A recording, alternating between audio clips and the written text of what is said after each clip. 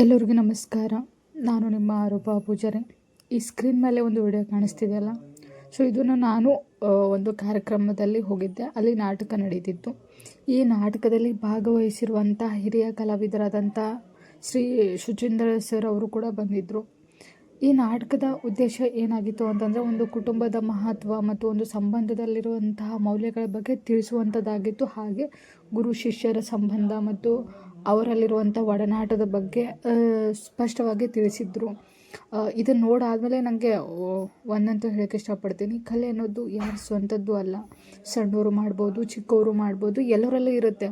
ಕಲೆ ಅನ್ನೋದು ಪ್ರತಿಯೊಬ್ಬರಲ್ಲಿ ಇರುತ್ತೆ. ಅದನ್ನು ನಾವೇ ಪ್ರದರ್ಶಿಸಬೇಕು. ಬೆಂಬಲಿಸುವವರು ಜನರಾದರೂ ಕೂಡ ಅದಕ್ಕೆ ಮೊದಲನೇ ಒತ್ತು ಅನ್ನೋದು ಇರುತ್ತಲ್ಲ, ಅದನ್ನು ನಮ್ಮದು ಕಲೆಗೆ ನಾವೇ ಕೊಡಬೇಕಾಗತ್ತೆ. ಬೇರೆಯವರು ಕೊಡಬೇಕು ಅಂಥೇಳಿ ಬಯಸೋದು ತಪ್ಪಾಗುತ್ತೆ. ಯಾಕಂದರೆ ಮೊದಲನೇ ಪ್ರಯತ್ನ ನಮ್ಮದು ಮತ್ತು ನಮ್ಮದನ್ನು ನಾವು ಮೊದಲು ಇಷ್ಟಪಡಬೇಕು, ಅದು ಯಾವುದೇ ಆಗಿರಲಿ. ಇನ್ನೊಂದು, ಈ ವಿಡಿಯೋಲಿಂದ ನಾನು ತಿಳ್ಕೊಂಡಿರೋದು ಏನಪ್ಪ ಅಂತಂದರೆ, ಈ ಒಂದು ನಾಟಕದಿಂದ ಸಾಧ್ಯ ಆದಷ್ಟು ಸಂಬಂಧಗಳನ್ನು ನೀವು ಒಳ್ಳೆಯ ದೃಷ್ಟಿಕೋನದಿಂದ ನೋಡೋಕ್ಕೆ ಇಷ್ಟಪಡಿ. ಏನೇ ಆಗಿರಲಿ, ಅವರು ನಮ್ಮನ್ನು ಕೆಟ್ಟದ್ದು ಬಯಸಿದ್ದಾರೆ, ಕೆಟ್ಟದ್ದು ಮಾಡ್ತಿದ್ದಾರೆ, ಓಕೆ, ಅದು ಇರಲಿ, ಅದು ಒಂದು ಸೈಡಿಗಿರಲಿ. ಅವರಿಂದ ನಾವು ಹೇಗೆ ಎಚ್ಚರಿಕೆಯಿಂದ ಇರಬೇಕು ಅನ್ನೋದು ಇರಲಿ. ಅದೇ ಸೇಮ್ ಟೈಮ್ ಅವ್ರಿಗೆ ನಾವು ಗೌರವ ಕೊಡ್ತಾ ಇರಬೇಕು.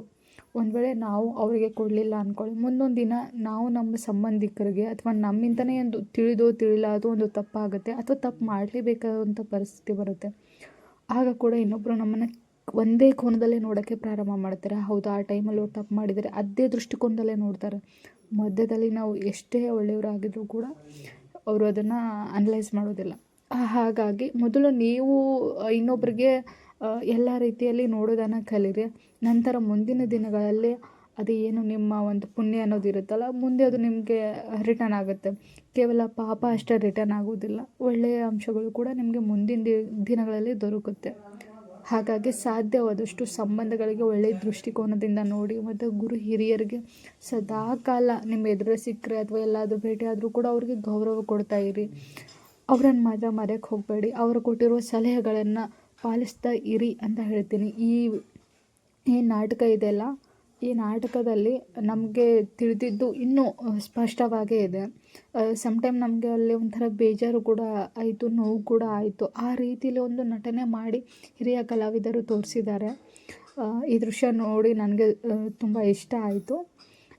ಮುಖ್ಯವಾಗಿ ನಾನು ನಿಮಗೆ ಹೇಳೋದೇನಪ್ಪ ಅಂತಂದರೆ, ಮೊದಲೇ ಹೇಳಿದ್ದೀನಿ ಮತ್ತು ಹೇಳ್ತೀನಿ, ಸಾಧ್ಯ ಆದಷ್ಟು ಫ್ರೆಂಡ್ ಸರ್ಕಲ್ ಯಾರಾಗಿರಲಿ ಎಲ್ಲರಿಗೂ ಗೌರವ ಕೊಡಿ. ನಿಮ್ಮದೇ ಆದಂಥ ಒಂದು ಏನಿರುತ್ತಲ್ಲ, ಗೌರವ ತೊಗೊಳ್ಳೋದು ಕೊಡೋದು, ಅದನ್ನು ಜಾಸ್ತಿನೇ ಮಾಡ್ತಾಯಿರಿ. ಅದು ನಿಮಗೆ ಒಳ್ಳೆಯದನ್ನೇ ದೊರಕಿಸುತ್ತೆ. ಇವಾಗ ನಾವು ತಂದೆ ತಾಯಿಗೆ ಎಷ್ಟು ಗೌರವ ಕೊಡ್ತೀವೋ ಅವ್ರು ನಮ್ಗೆ ಕೊಡಲೇಬೇಕಂತೇನಿಲ್ಲ. ಮುಂದಿನ ದಿನಗಳಲ್ಲಿ ನಮಗೆ ನಮ್ಮವರು ಕೊಡೋಕ್ಕೆ ಸ್ಟಾರ್ಟ್ ಮಾಡ್ತಾರೆ. ಅರ್ಥ ಆಯಿತು ಅನ್ಕೋತೀನಿ. So thank you so much ಎಲ್ಲರಿಗೂ. ಈ ನಾಟಕದ ಸಂಪೂರ್ಣ ವಿಡಿಯೋ ಮಾಡ್ಕೋಬೇಕು ಅಂದ್ಕೊಂಡೆ, ಬಟ್ ಇದು ಒಂದು ಅರ್ಧ ಗಂಟೆ 45 ನಿಮಿಷ ಇತ್ತು ವಿಡಿಯೋ. ಸೊ ಮಾಡೋಕ್ಕೆ ಕಷ್ಟ ಆಗುತ್ತೆ ಅಂಥೇಳಿ ನಾನು ಫುಲ್ ವಿಡಿಯೋ ಮಾಡಲಿಲ್ಲ.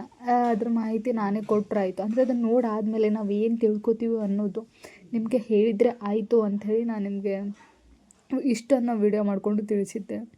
ಒಬ್ಬ ಶಿಷ್ಯ ಇರ್ತಾನೆ, ತಾನು ಮದುವೆ ಆಗಿರ್ತಾನೆ, ಮದುವೆ ಆಗಿ ಹೊಸದ್ರಲ್ಲೇ ಸನ್ಯಾಸಿ ಪಟ್ಟ ತೊಗೊಳಕ್ಕೆ ಹೋಗ್ತಾನೆ. ಅವನಿಗಾಗಿ ಸೇಮ್ ಒಂದು ರಾಮ ಸೀತೆ ಒಂದು ಸ್ಟೋರಿನೇ. ಇದು ಒಂದು ನಿಜವಾದಂಥ ನಡೆದಂಥ ಘಟನೆ. ಆ ಒಂದು ಘಟನೆಯನ್ನು ಇಲ್ಲಿ ಬಂದು ಪ್ರದರ್ಶನ ಮಾಡಿದರು. ನಾವು ಮೂವಿಗಳಲ್ಲಿ ಹೋಗಿ ನೋಡ್ತೀವಿ, ದುಡ್ಡಿರೋರು ಮೂವಿಯಲ್ಲಿ ಮಾಡ್ತಾರೆ, ದುಡ್ಡು ಇರಲಾರ್ದವರು ಈ ಥರ ಅಲ್ಲಿ ಇಲ್ಲಿ ಸಣ್ಣ ಪುಟ್ಟ ಕಾರ್ಯಕ್ರಮಗಳಲ್ಲಿ ತಮ್ಮ ನಟನೆಯನ್ನು ಪ್ರದರ್ಶನ ಮಾಡ್ತಾರೆ. ಅಂತೆ ಇಲ್ಲಿ ಒಬ್ಬರು ಹಿರಿಯ ಕಲಾವಿದರು ಇದ್ದಾರೆ. ಅವ್ರು ಹೊರತುಪಡಿಸಿ ಉಳಿದವರೆಲ್ಲರೂ ಕೂಡ ಸಣ್ಣ ಪುಟ್ಟ ಕಲಾವಿದ್ದಾರೆ.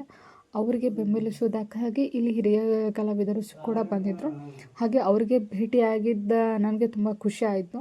ಅವರೊಂದಿಗೆ ಒಂದಷ್ಟು ಮಾತನಾಡಿ ಫೋಟೋ ಕೂಡ ತೆಗೆದುಕೊಂಡೆ. ತುಂಬ ಖುಷಿ ಆಯಿತು ಅಂತ ಹೇಳ್ತಾ ನನ್ನ ಈ ವಿಡಿಯೋನ ಇಲ್ಲಿಗೆ ನಿಲ್ಲಿಸ್ತೀನಿ. ಧನ್ಯವಾದಗಳು.